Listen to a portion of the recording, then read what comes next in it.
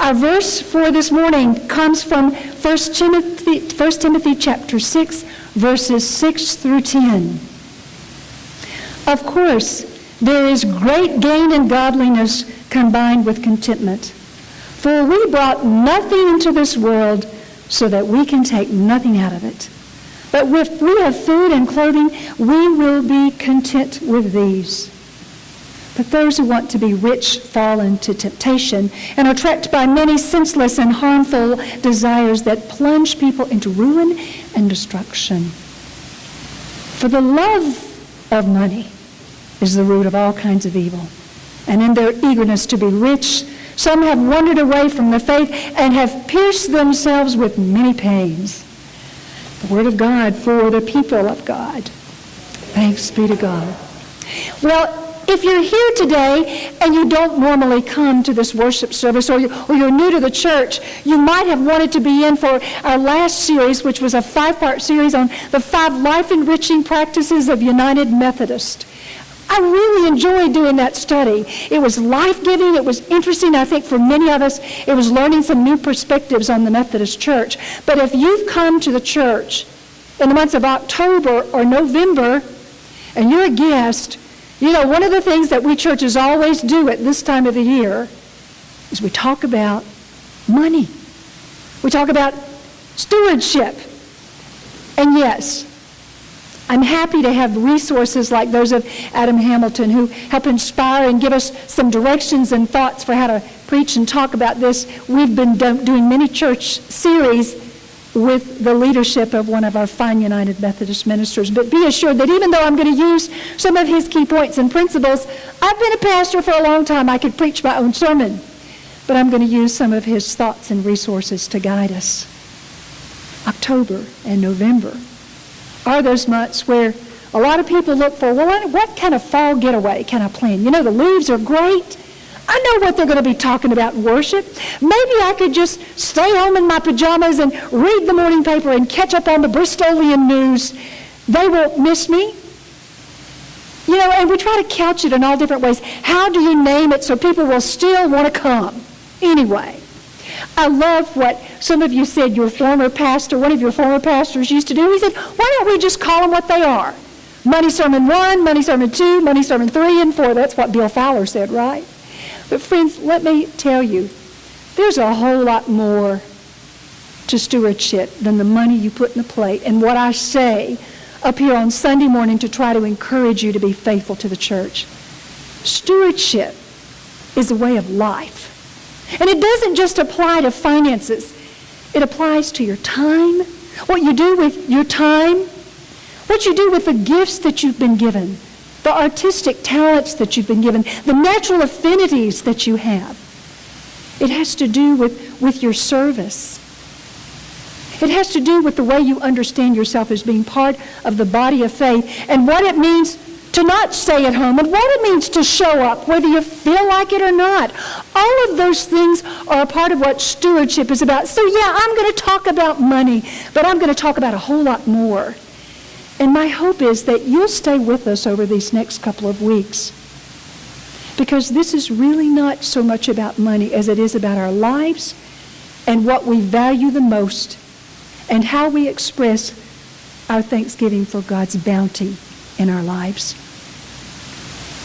As we start today's lesson, the first lesson in this series of Enough, Discovering Joy Through Simplicity, I want to talk about the American dream. The American dream. When that's not enough. When it comes to commercial these days, I don't know about you, but I've got some of my favorites. Some of my absolute favorites are those Geico commercials. You know, the quiet golf announcers while the guys are being consumed. That one's hilarious. Or the cat that just lets his owner sink in the quicksand, because cats ignore people. That's what they do, right?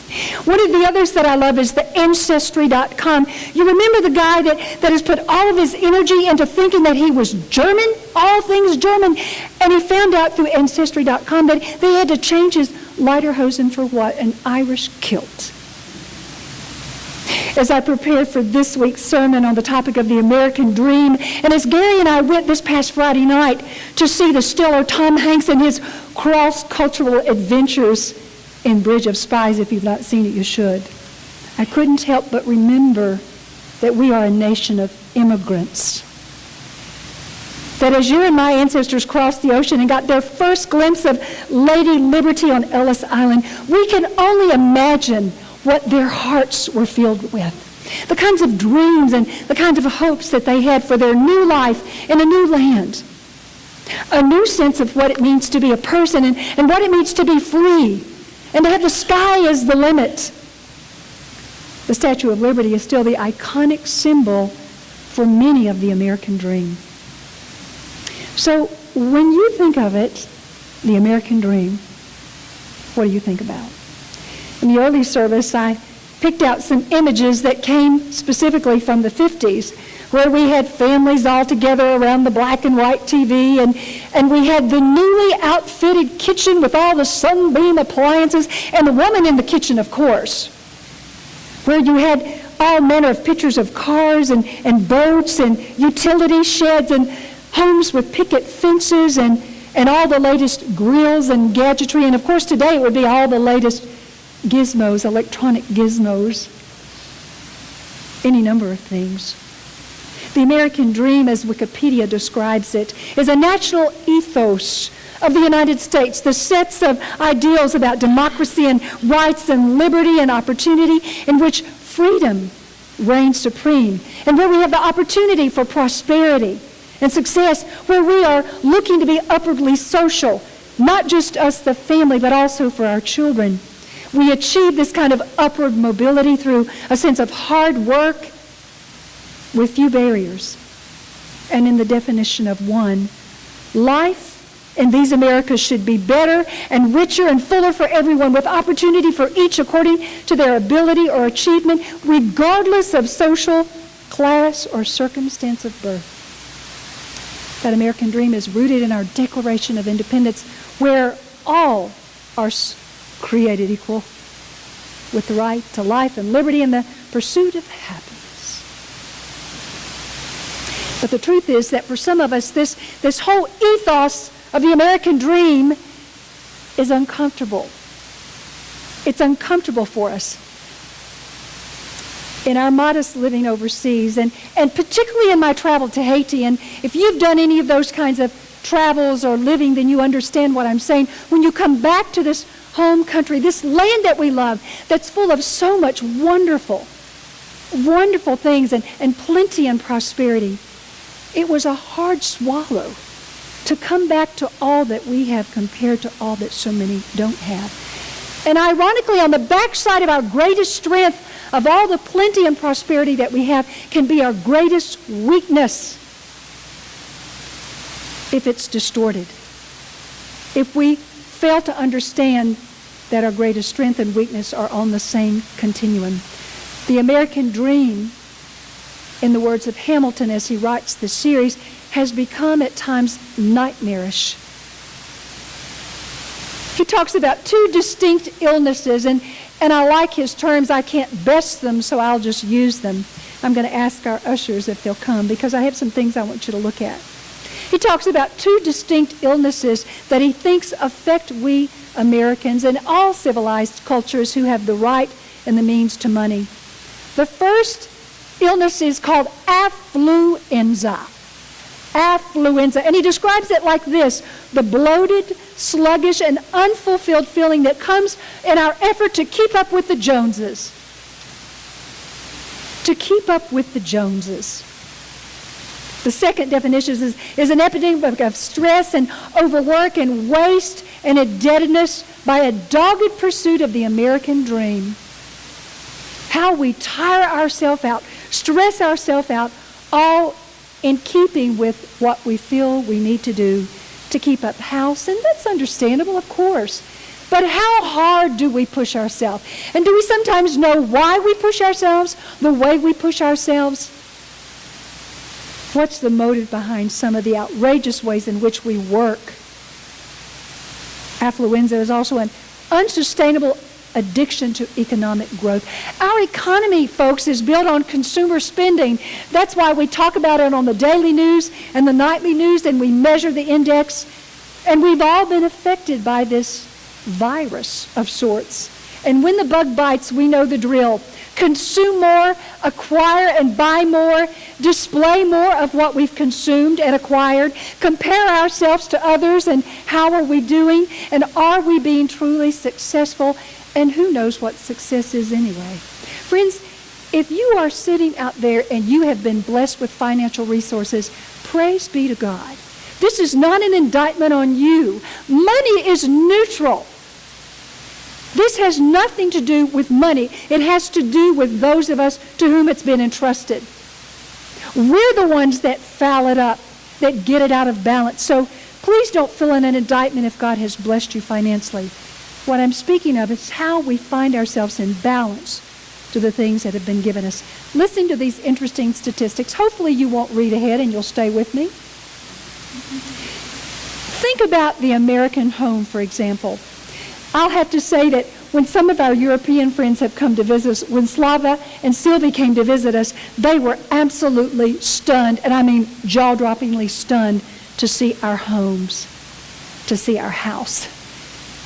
What do you do with all this space, they said. Sylvie said, I think your gardens, which is your yard, she said, I think your gardens are beautiful, but isn't that impractical? Well, sometimes, yeah, when you're out there mowing it, I guess it feels that way. We were hesitant to post pictures of our spacious and very old and quaint and full of life and history parsonage on our Facebook page because some of our European friends said it was showy to do so.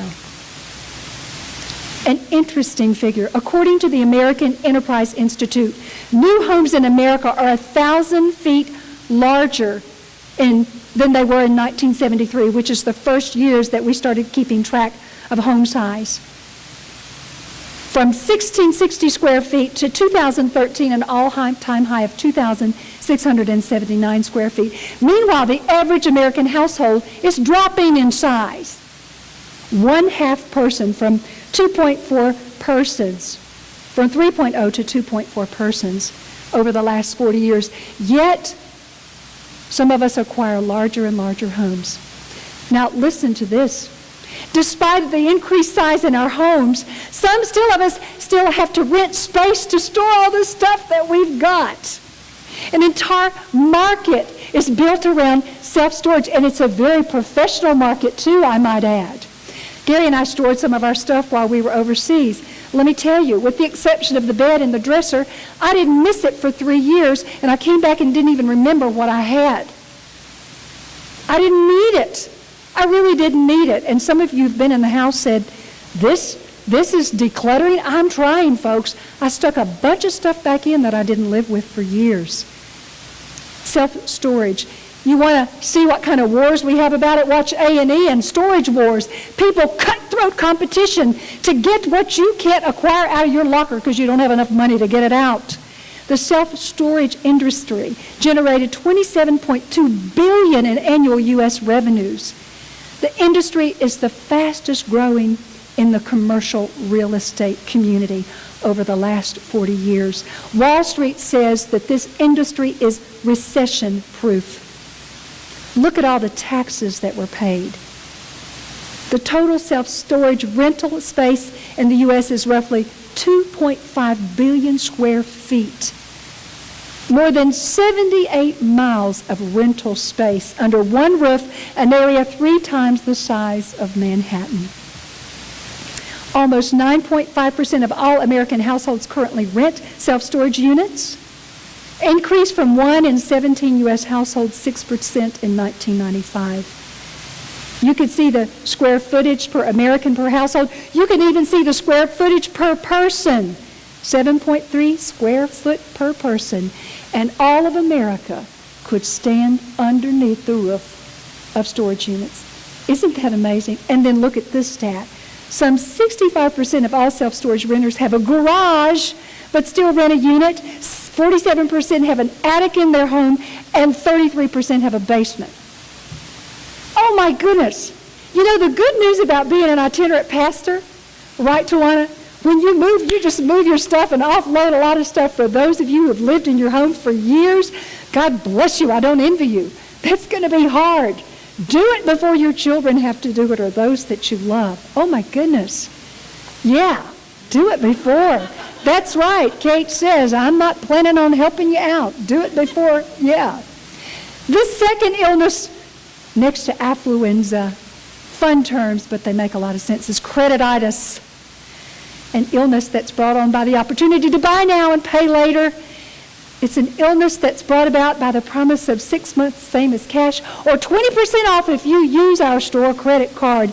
It's basically enjoy something today and pay for it tomorrow. And it feeds the monster inside of us that wants to be instantly gratified. And sadly, our economy is built on it. For those of us who know how to manage it, who know how to pay off those creditors before the month is up, or who understand how credit works, it's okay, it's manageable. But for those people who don't know it and don't understand it, it will tear their lives up. It does every day. It tears their families apart. It's torn businesses apart. It's certainly tearing our nation apart. The church should be, I know Jody has done it and I would love to do it as well, offer classes on financial planning and management. How to be sensible about the things that we have. Do you know that there are two things that split up marriages more than anything? Done a lot of wedding counseling through the years, I can tell you. You probably know them. One of them is sexuality and the way we find to express that to each other or not. And the second is financial issues. In 1990, do you have any idea what the average credit card debt was in 1990? Take a guess. About $3,000. Today, you see the statistics. And those households that carry indebtedness, that's for those households that have unpaid credit card balances that stretch over several months or longer, perhaps years. 16,140 in 2015 stats. You don't have that stat. 16,140. And for those who tend to pay them off more frequently, 7,529 on their credit cards. Amazing. The average mortgage debt is about $155,361. Look at the student loan debt. Whew. $31,946. Do you remember the long-running popular advertising slogan? There are some things that money can't buy, but for everything else, you know what there is? MasterCard. An interesting fact. The average sale is around 125% higher if we use a credit card rather than plastic. You know why? Because it doesn't feel real. 125% higher. Nothing wrong with using plastic if we pay it off. But how many people use it because of instant gratification or because they want to keep up with someone? They want to look right. They want to look as if they're part of whatever it is they're trying to be part of. This credititis is not limited to purchases made with credit cards. It extends to car loans and mortgages and other loans. And while these things go up often, our rate of savings goes down. In 1982, the average saving rate for a family across America was about 10%. Today, as of June of this year, our average was 4.8% savings. Stats, but they say a lot. They say a lot about us. They say a lot about our society. The deeper problem within, beneath the surface of whatever it is that bites us, affluenza or credititis, or whatever it is that you and I like to spend our money on or our time on, or whatever it is that gets us, that we struggle with the most. It's important to remember that we are created in the image of God, who gives us what we need. Our souls were meant to desire God, not material possessions. If you've been like me, and we've all done it, when you buy something, the thrill of the buy is gone before you know it. And then there's something else to buy to replace it. And it's gone. The first time you wear it, well, you've worn it before. You know what I'm saying? We should put our desire for God and know that those material possessions, nice though they are, can't make us happy. We're not designed to find our security in amassing wealth, but in God. Nothing wrong with having insurance. Nothing wrong with having long-term care plans. And nothing wrong with all of that. But if we pour everything into that, expecting that that's going to save us, we are sadly mistaken. It could all be gone tomorrow. We were meant to love people, and instead so many of us, and myself included, compete with people instead of love them. We were meant to enjoy the simple things in life, but instead at times we busy ourselves trying to acquire and accumulate more. This is so tempting, especially for young families. We say we spend the first part of our life acquiring things, and the second part of our life giving it away, right? Or some of us don't give it away. We still have it. And Katie wants you to get rid of it, please. This is so important for us to teach our children and our grandchildren. The sooner we can teach them about what this dollar means and what it doesn't mean, and what credit will do to you and how it works, the better for our nation in the future. But we have to model that ourselves. We are meant and created to be generous and share what we have, and not just keep it for ourselves. Wesley had it right when he said, you know, Christ's crucifixion was for us once and for all times. We are justified for our sins by his act on the cross. But we know, thank God, that he preached over and over again about sanctification, because every day that you and I occupy these earthly bodies, we need to be reminded that we're going to fall short of God's glory and God's plan for us. We're going to find ourselves out of kilter, out of balance in what we say or what we do or how we spend or how we manage relationships or however it is that we manage that addiction that has a foothold on us. In some ways, we all struggle. Over 2,000 verses in Scripture that talk about money, our love of it, our use of it, its proper place. We brought nothing into this world, and we're not going to take anything out of it, friends. The love of money, not money, the love of money is the root of all kinds of downfall. You've seen it. I've seen it. Perhaps we've lived it. Matthew 16:26, but what will it profit them if they gain the whole world but forfeit their life? Ecclesiastes 5:10, the lover of money will not be satisfied with money, nor the lover of wealth with gain. Mark 8:34. After calling the crowd of the disciples together, Jesus said, all who want to follow me, just say no to themselves, take up their cross and follow me.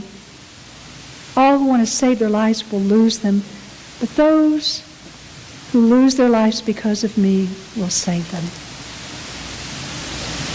For those of us who found the joy and the understanding that all that we have is not ours, that we are meant to be stewards of it, there's this greater sense of calling to live a simpler life, to live a life of more generosity.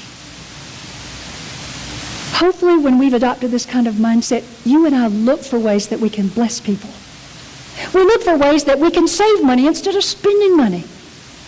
We look for causes that we can give to that makes a difference in somebody's life and somebody's future and gives them the whole possibility of being what God created them to be.